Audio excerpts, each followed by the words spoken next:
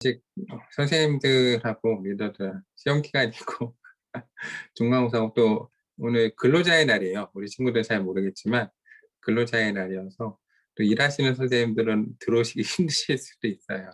예. 며칠 또 연휴인 친구들도 있고 그래서 어, 좀 어렵겠지만 그래도 준비해서 시작하겠습니다. 예, 저희 제자훈련 시작하겠습니다. 우리 사도신경으로 신앙 고백하면서 오늘 예배 시작하겠습니다. 나는 전능하신 아버지 하나님 천지의 창조주를 믿습니다. 나는 그 유일하신 아들 우리 주 예수 그리스도를 믿습니다. 그는 성령으로 잉태되어 동정녀 마리아에게 나시고 본디빌라드에게 고난을 받아 십자가에 못 박혀 죽으시고 장사된 지 4일 만에 죽은 가운데 다시 살아나셨으며 하늘에 오르시어 전능하신 아버지 하나님 우편에 앉아 계시다가 거기로부터 살아있는 자와 죽은 자를 심판하러 오십니다. 나는 성령을 믿으며 거룩한 공교회와 성도의 교제와 죄를 용서받는 것과 몸의 부활과 영생을 믿습니다. 아멘.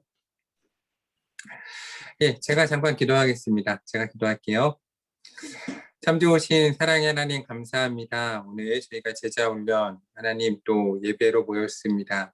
하나님 너무나 수고하시는 선생님들과 또 시험 기간에 있는 우리 친구들 붙잡아 주시고 하나님 많이 피곤하지만 지치지 않게 하시고 건강을 허락하여 주시고 하나님 예수 그리스도의 제자로서의 삶을 살 수 있도록 함께 해주시옵소서.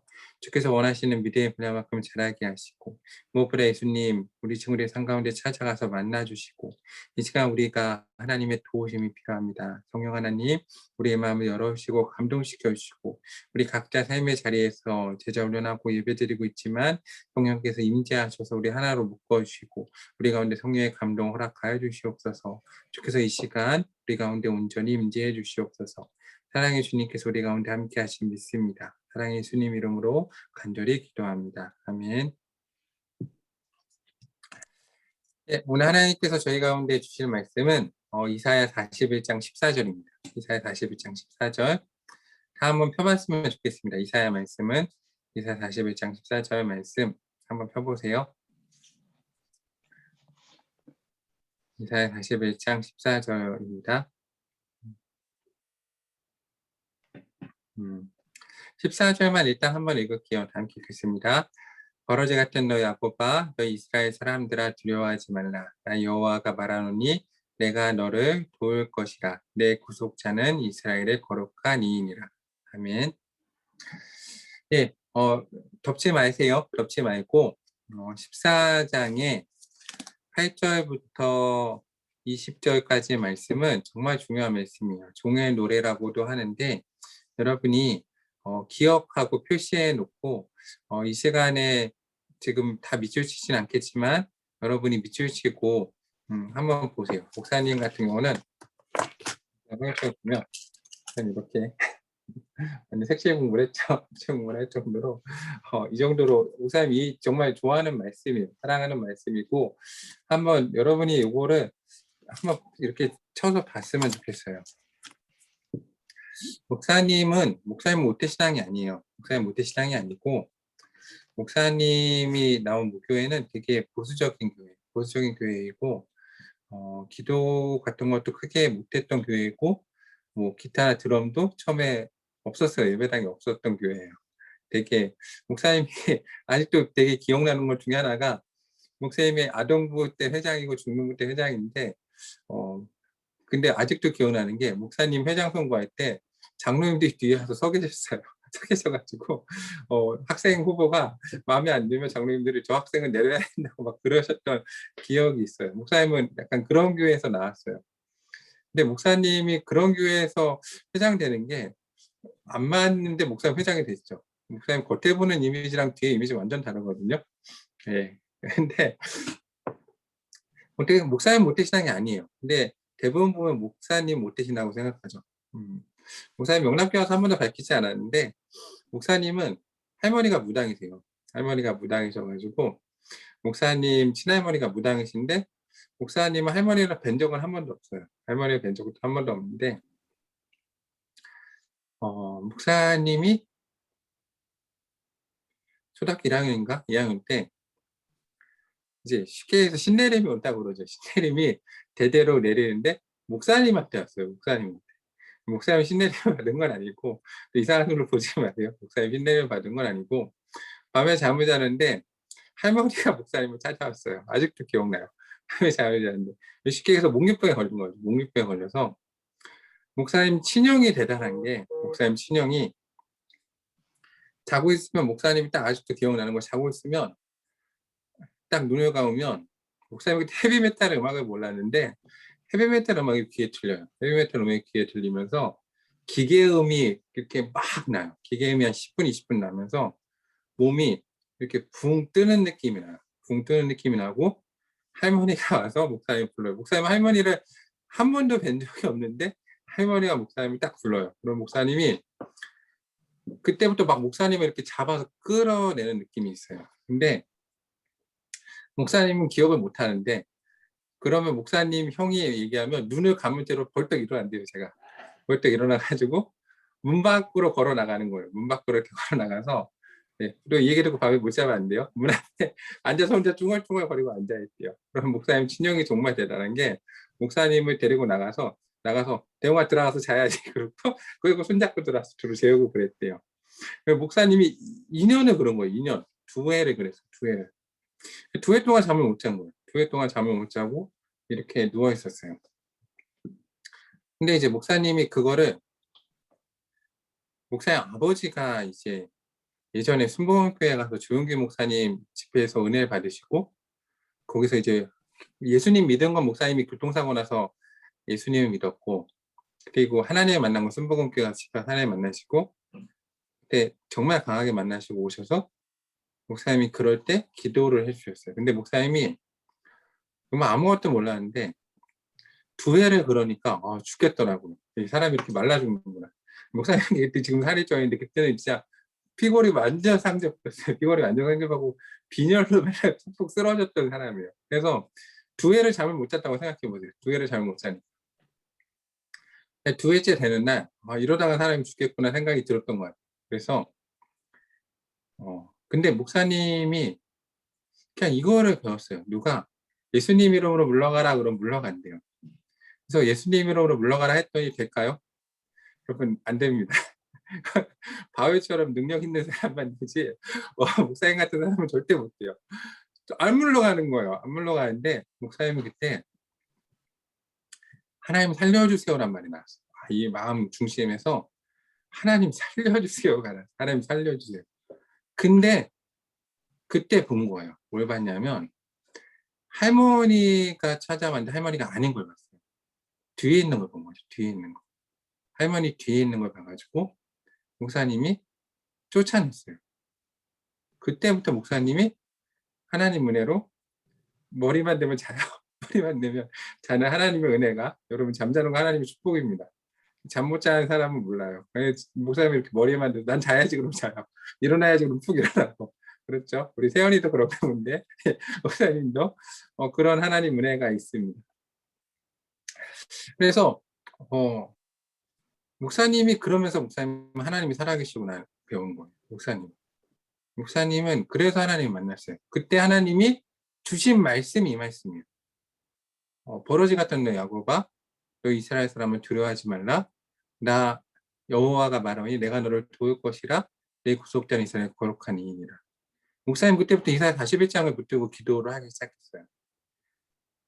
근데 목사님은 신학을 하고 성경을 배운 이유가, 목사님은 모태신앙이 아니에요. 모태신앙이 아니고, 목사님은 아무도 목사님한테 성경 공부도 시켜주지 않았어요. 처음에. 목사님은 처음에 누가 나를 좀 도와줬으면 하는 생각이 있었어요. 그래서 목사님은 살고 싶어 성경을 읽은 사람이에요. 사실은. 순서가 약간 달라요. 목사님은 하나님을 안 믿었고 죽을 것 같았고, 할머니는 무당이셨고, 우리 집은 완전 망했고, 나는 거의 그렇죠. 여러분, 완전 목사님 신학교 할 때 그랬어요. 나는 완전 흙수저다 아니라 손으로 밥 먹는 사람이다. 금수저, 은수저가 있다면 다 목회자 되는데 나는 집안이 무당자녀고, 그렇죠?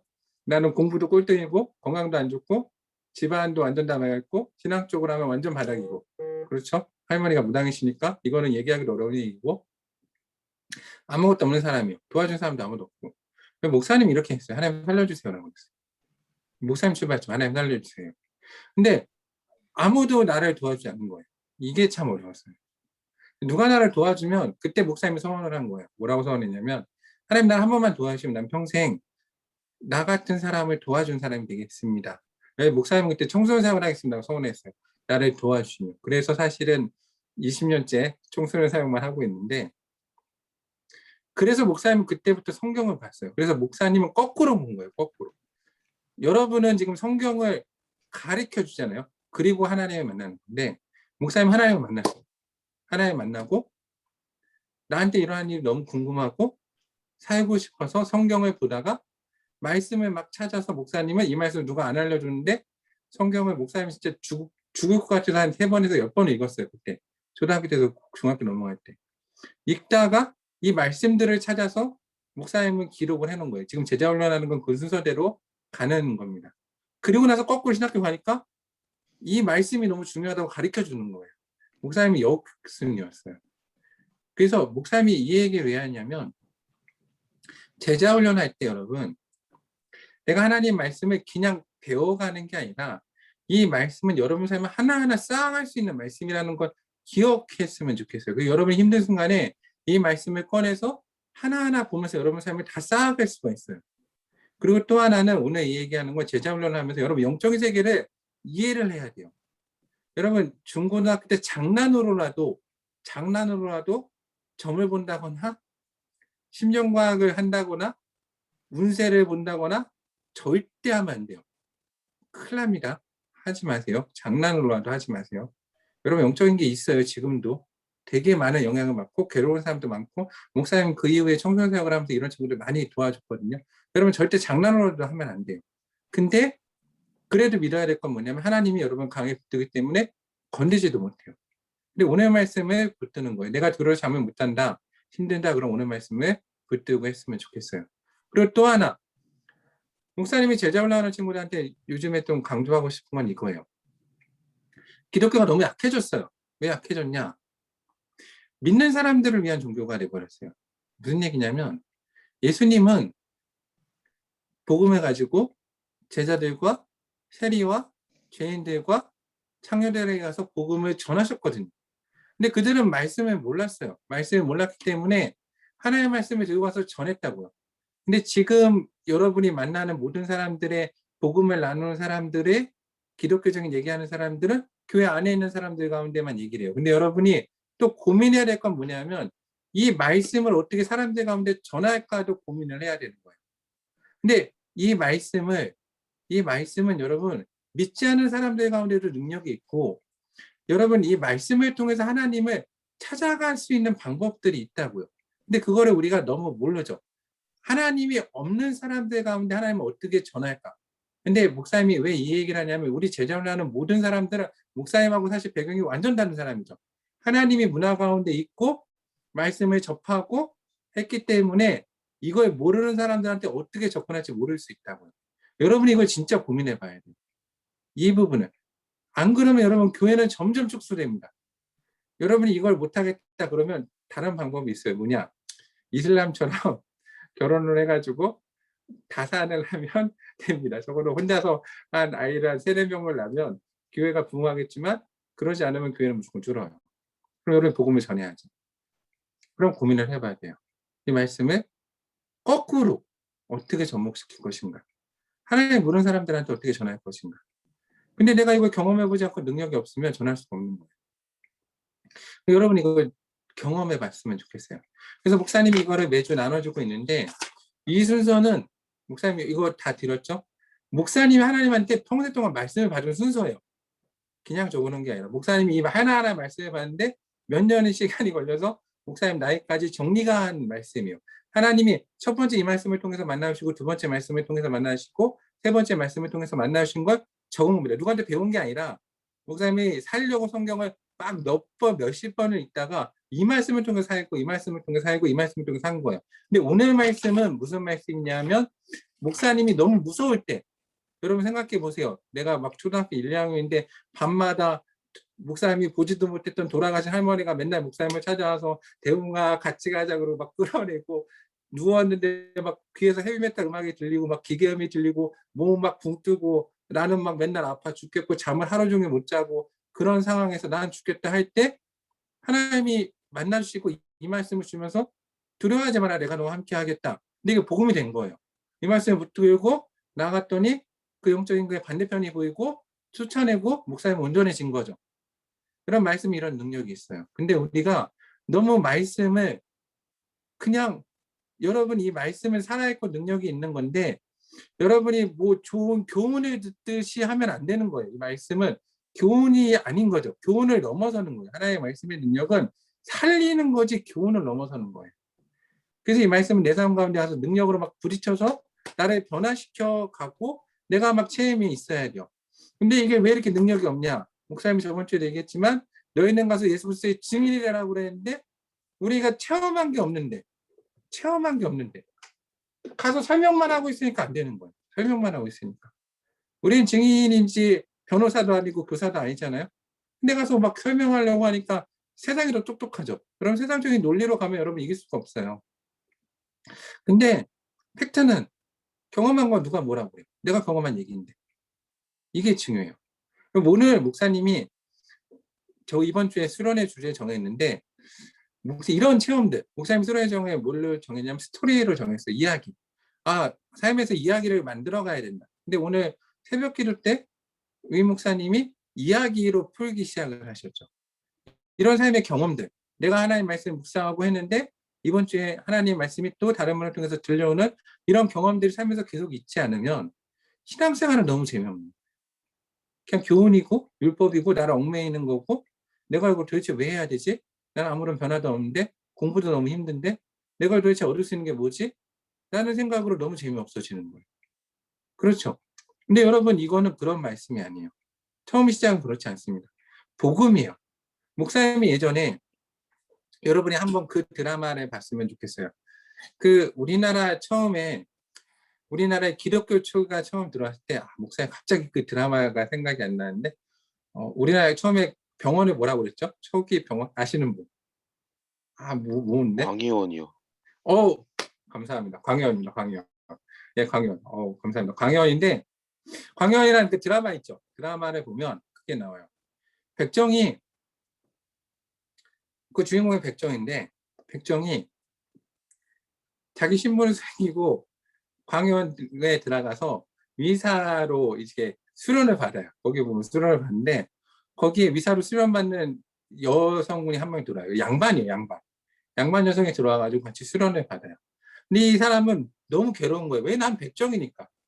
여러분 이거 경험해보지 않은 사람은 모릅니다. 목사님도 처음에 진짜 힘들었어요. 목사님 신학교 처음 들어갔는데 목사님 빼고 전부 다 목사님 아들인 거예요. 장로님 아들이. 목사님 백정인 거예요. 백정. 목사님 할머니는 무당이시고 목사님 집안 양쪽 다 막 그러거든요. 그래서 목사님은 야 우리 집안은 이런데 난 도대체 난 목회할 수 있나? 목사님 아직도 목회하고 있죠. 은학교까지 오고. 목사님 그런 사람이었어요. 백정인 거예요. 근데 그 시대에 뭐라고 가르쳤냐면 백정은 피가 다르다고 가르쳤어요. 피가 다르대. 근데 그 드라마 보면 이런 내용이 나와요. 무슨 내용이 나오냐면 여자 주인공과 남자 주인공이 있는데 여자 주인공이 사고를 당해가지고 피를 너무 많이 흘린 거야. 이 여자 주인공을 살리려면 수혈을 해줘야 돼. 그래서 그 선교사는 의사는 아니까 이 혈액형을 검사를 해본 거예요. B형인지 A형인지 뭐 그런 검사를 했는데 딱 이 백정하고 혈액형이 맞았어요. 그래가지고 이 드라마에 보면 이런 내용이에요. 이 백정한테 너가 혈액형이 많으니까 네 피를 이 여자 주인공한테 수혈을 해줘야 된다라고 한 거예요. 근데 이 남자 주인공, 여자 주인공을 좋아했거든. 근데 수혈을 거부했어요. 왜 거부했을까요? 왜 거부했을 것 같아요? 배운 게 있거든. 뭐라고 배웠어요? 백정은 뭐가 다르다? 피가 다르다고 배웠거든. 그래가지고 자기가 숨겼던 걸 밝혀요. 뭐라고 그러냐면 나는 백정이다 라고 밝혀요. 거기서. 나는 백정이다. 그래서 수혈을 못한다. 왜? 양반한테 내 피를 수혈하면 저 여자가 죽을 수 있다고 하는 거예요. 여러분 이게 이 복음이 없는 우매함의 이 사탄의 힘이에요. 여러분 이걸 경험해보지 않은 사람 몰라요. 여러분 기독교 가통 안에 있었기 때문에 밖에 있는 사람이 무서움은 몰라요. 근데 선교사가 들으니까 어때요? 웃긴 얘기죠. 웃긴 얘기잖아요. 말도 안 되는 얘기잖아요. 그래서 그래요. 양반하고 상록하고 피가 똑같다라고 그래요. 그걸 수혈을 해줘요. 근데 그 드라마 이런 내용 나와요. 무슨 내용 나오냐면 이 백정한테 이게 복음인 거예요. 뭐가 복음이요? 양반하고 쌍놈의 피가 같다는 게 복음인 거예요. 그래서 그런 장면이 나와요. 이 백정이 밖에 나가서 춤을 춰요. 춤을 추면서 뭐라고 그러냐면 백정하고 양반의 피가 같다. 춤을 춰요. 여러분 이게 복음인 겁니다. 이게. 복음은 목사님 같은 사람도 목회자가 될 수 있다는 거. 여러분 이게 복음인 거예요. 복음은 내 배경하고 상관없어요. 내가 아무리 안 돼도 내 집안이 아무리 부족해도 하나님이 나를 써주시면 난 상관없이 될 수 있다는 거. 내가 지금 두렵고 그래도. 여러분 말씀은 그런 능력이지 내가 그냥 한 주간 딱 듣고 아 좋은 얘기구나 그렇게 읽는 게 아닌 거죠. 하나님의 말씀은 그렇게 접하면 안 돼요. 하나님은 이 말씀을 주기 위해서 이 말씀이 예수님의 보혈이 묻어있는 말씀이에요. 예수님 이 말씀을 나한테 주시기 위해서 십자가에 달려 죽으시고 수많은 사람이 이 말씀을 나에게 전하기 위해서 죽었다고요. 왜 그렇게까지 대가에 치렀을까요? 이 말씀에 능력이 있기 때문에. 근데 우리가 너무나 안타깝게 이 말씀을 너무나 능력 없이 사용한다는 거죠. 여러분 제자 훈련할 때 하나님이 이 말씀이 여러분과 우리 정말 능력으로 와서 닿았으면 좋겠어요. 우리 이 말씀 여러분 평생에 간직하고 보는 거예요. 간직하고. 힘들 때, 두려울 때, 아무도 나를 도와주지 않는 것 같을 때, 좌절되고 내 주위에 아무도 없다 생각할 때 꺼내보는 거예요. 그리고 하나님의 음성을 듣는 거죠. 오늘 말씀을 목사님이 정말 좋아하는 얘기가 있어요. 무슨 말씀이냐면 8절부터 읽어볼게요. 그러나 나의 종 너 이스라엘아 내가 택한 야곱아 나의 종 나의 벗 아브라함의 자손아 내가 땅끝에서 너를 붙들며 땅 모퉁이에서 너를 부르고 내가 이르기를 너는 나의 종이라 내가 너를 택하고 싫어하여 버리지 아니하였다 하였노라. 두려워하지 말라 내가 너와 함께함이라. 놀라지 말라 나는 내 하나님이 되리라 됨이라. 내가 너를 굳세게 하리라. 참으로 너를 도와주리라. 참으로 나의 위로운 오른손으로 너를 붙들리라. 14절 목사님 읽어볼게요. 14절 목사님이 제일 좋아하는 말씀이요. 버러지 같은 너희 야곱아 너희 이스라엘 사람들아 두려워하지 말라. 나 여호와가 말하오니 내가 너를 도울 것이라. 내 구속자는 이스라엘의 거룩한 이인이라. 여러분 우리 인생은 인간은 그래요. 인간은 버러지 같은 존재.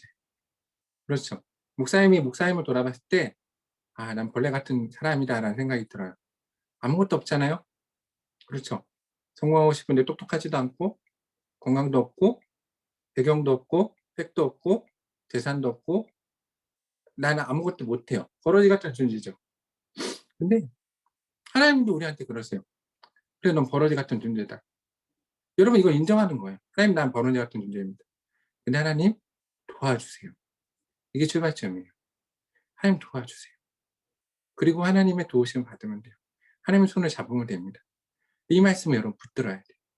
여러분 평생에 잊지 말고 오늘 말씀을 기억해놨다가 힘들 때 꺼내보는 거예요. 꺼내보고. 그러면 이 말씀이 내 삶이 돼요. 그러면 이 이야기는 더 이상 다른 사람의 이야기가 아니라 내 이야기가 돼요. 지금은 목사님 이야기죠. 근데 목사님은 이 이야기가 여러분의 이야기가 되었으면 좋겠어요. 근데 목사님이 살았던 이 이야기도 사실은 그 전에 누군가 이 성경을 기록하고 이사야가 이 말씀을 쓰고 이 말씀을 또 누군가에게 전해주고 그 말씀을 선교사가 들고 우리나라에 들고 오고 그 말씀을 누군가 번역하고 우리 교회에 전해주고 목사님한테 이 성경을 줬기 때문에 목사님의 이야기가 된 거죠. 이 이야기가 또 여러분에게 전해져서 여러분의 이야기가 되고 여러분의 이야기를 또 누군가에게 전해주는 겁니다. 근데 그러기 위해선 여러분이 이 말씀을 한번 살아봐야 돼요. 이 말씀을 살았으면 좋겠습니다. 한 주간 살면서 쉽지 않죠, 삶이. 예, 괜찮습니다. 삶은 원래 쉽지 않아요. 요새 살아보니까 삶은 진짜 어려워요. 사는 거 진짜 어려워요. 근데